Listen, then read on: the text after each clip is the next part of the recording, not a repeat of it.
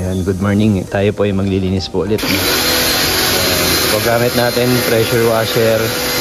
Ayan, para tanggal agad ang libag.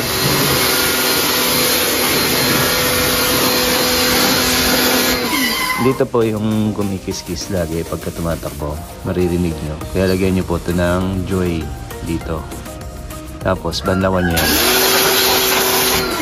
Ayan, para matanggal yung ip-ip. Tapos ito, sprayan nyo din tong disc. Paikutin nyo syempre. Para mawala yun lang ip-ip niyan. So yung mga hindi dapat mabasa, yun nandito. Kasi pag gumapang dyan, papuntang controller. So ako di ko na pinapatay yung circuit breaker. Yung breaker, okay lang po yun. Pero pwede naman po mas maganda safety. Tapos yung dito, mapapansin nyo, tanggal ko lang yung susi kasi nababasa yung may battery to. Kaya okay lang po yan.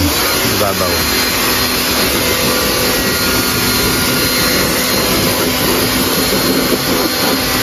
Pababa po ang banat. Ang banat eh. Pababa. Pero pwede naman yan dito. Huwag lang masyadong direkta. Kasi pumapasok talaga yung ano, yung tubig papunta. So ayan. Ito nyo naman. Pakadumi.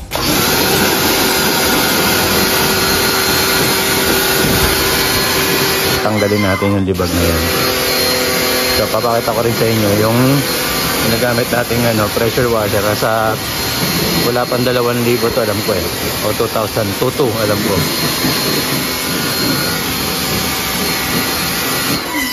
Ito po siya.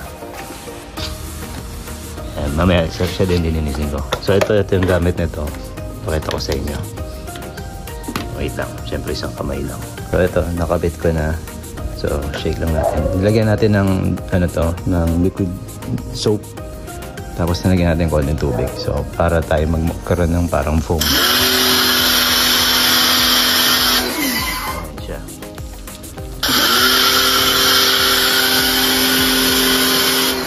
So, yung mga naka-heat mesh, pwede nyo po siyang bugahan kasi ito ano to eh, sumisiksik dyan yung mga likabok. Kaya pagka umulan, tapos pag inupuan nyo, babakat yan sa puwet ninyo, no?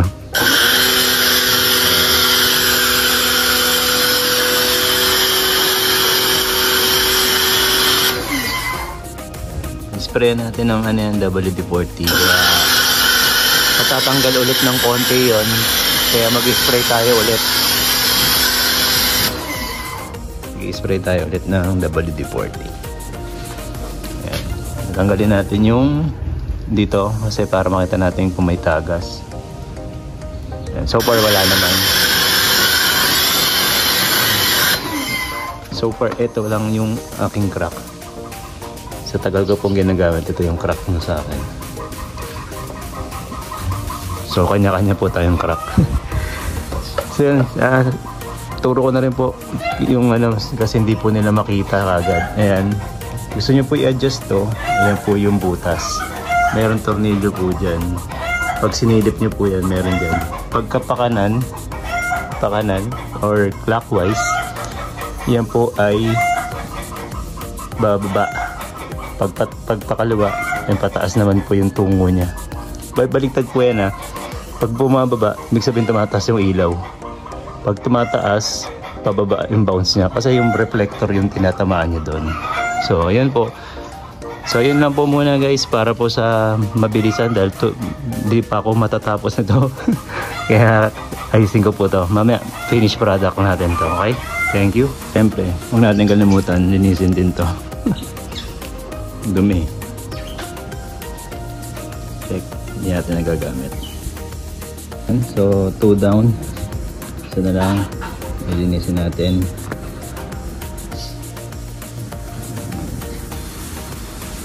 Kaya lang makulimlim na naman. And pagka meron kayong mga ganitong klaseng ano,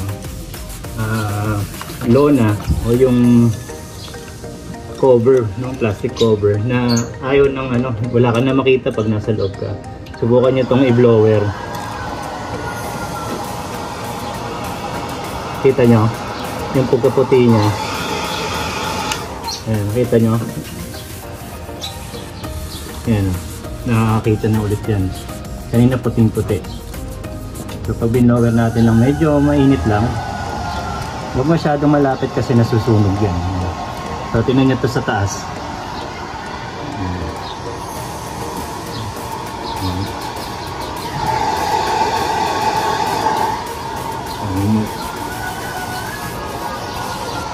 So yun ang mga tips natin para hindi lagi bili ng ano dahil wala ka nang makita, no? So tingnan nyo.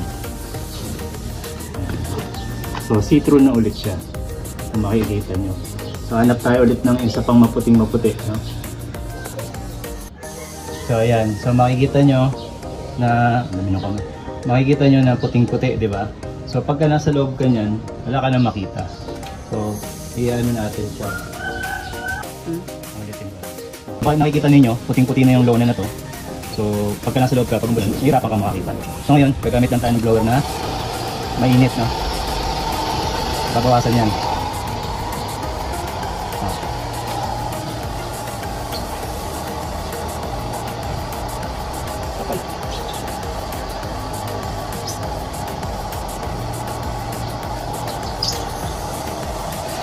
Nakikita nyo nagla-light na siya.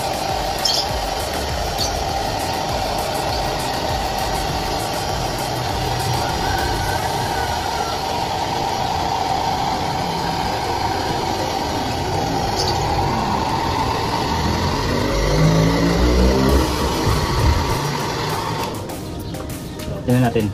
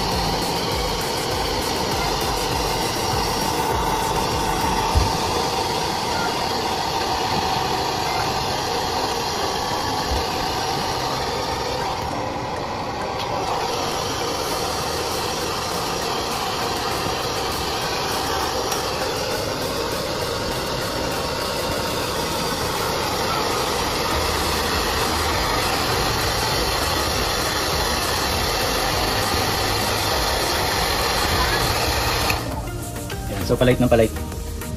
Diba? Okay.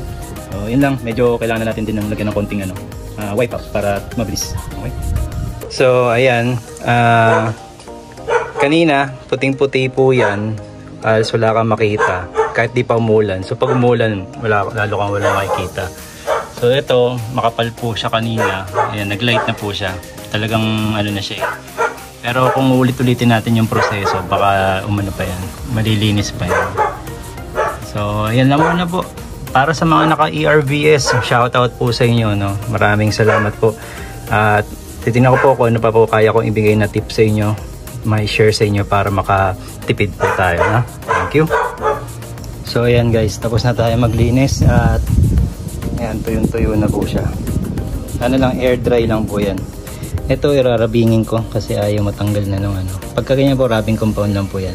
Eh dahil nandun sa kabila yung aking rubbing compound. Ayan, natapakan ka agad din, no? Ayan, anyways, ano lang po yan, minor. So ayan po, nalinis na po natin. So testing natin kung gagana. So hintayin natin mag tumunog. At ayun na siya. So pagka ano na, pwede nyo na po siyang buksan. So 4,000 magpa 5,000. Kung hindi lang po yan, nasa 11,000 na po tayo dapat eh. Kung hindi lang po yan nag-reset, tapos yung ating odometer nagpalit tayo, itong panel mismo, nasa 11 to 12 na yan. So yan, mga nagtataka bakit 83 sa'yo, ano po to, naka-lithium po tayo. Kapag lead acid, yan po ay dapat nasa 79 or 80 volts, no? Pagka nagcha-charge po, nasa 86 to 88 po yan. Pag binunot nyo, magko-cool down siya, magre-rest po siya ng 79 or 80. So yun lang po muna. Maraming salamat po. Subscribe and like. Thank you.